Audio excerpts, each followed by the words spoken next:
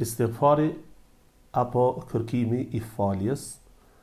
Përgjithësi, njerëzit kur bëhet fjalë për istighfarin, mendojnë se istighfari është ekskluziv vetëm për ata të cilët i kanë bërë mëkat Allahu xhelle xhelaluhu. Ata të cilët i kanë bërë mëkat Allahut edhe kërkojnë falje prej tij. Në esencë, kuptimi i fjalës istighfar do të thotë kërkimi i faljes. Mirë po, kuptimi më i përgjithshëm i saj është kuptimi i përforci i faljes dhe përforcimit në fenë e Allahu xhelle xhelaluhu.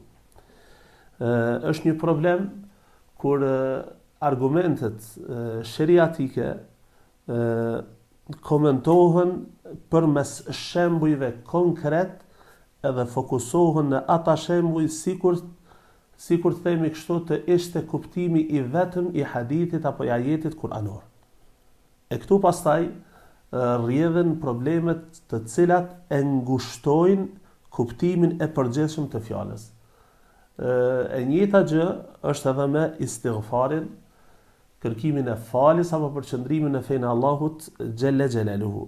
Nëse ndalemi edhe meditojmë gjendjen e pejgamberit sallallahu alaihi wasallam edhe ajeteve haditheve të cilat kanë ardhur për istighfarin, njerëzit më së shumti të cilët kanë nevojë për istighfarin janë ata të cilët e praktikojnë dinin e Allahut xhelle xhelaluhu dhe ecin pas rrugës së pejgamberit sallallahu alaihi wasallam. Pejgamberi i Zotit ishte ai i cili bënte istighfar më së shumti. Andaj njerëzit më së shumti të cilët kanë nevojë për istighfar, kanë nevojë për përqendrim në fenë e Allahut xhelle xhelaluhu, janë ata të cilët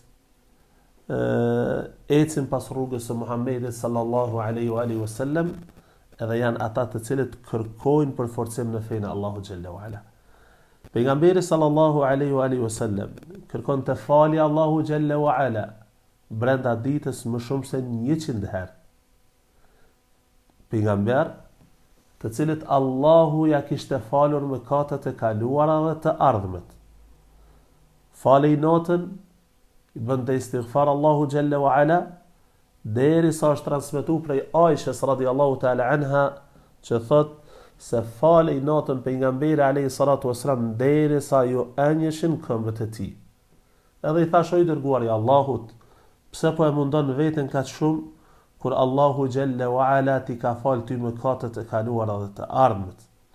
Atëherë pejgamberi sallallahu alaihi wasallam i tha afala akunu abdan shakura, si mos jem rob falëndërues ndaj Allahu xhelle wala.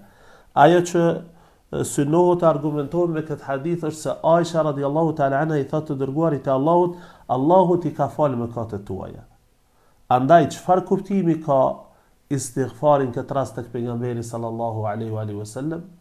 Padyshim se Allahu xhelle wala e don kthimin te ai, e kërkon themi kështu, e don gjithashtu kërkimin falje prej atij, edhe e don kërkimin që njeriu që t'i drejtohet Allahut me përforcim në fenë e tij deri atë ditë kur ta takoj Allahun xhelle wala edhe dal para tij faqe.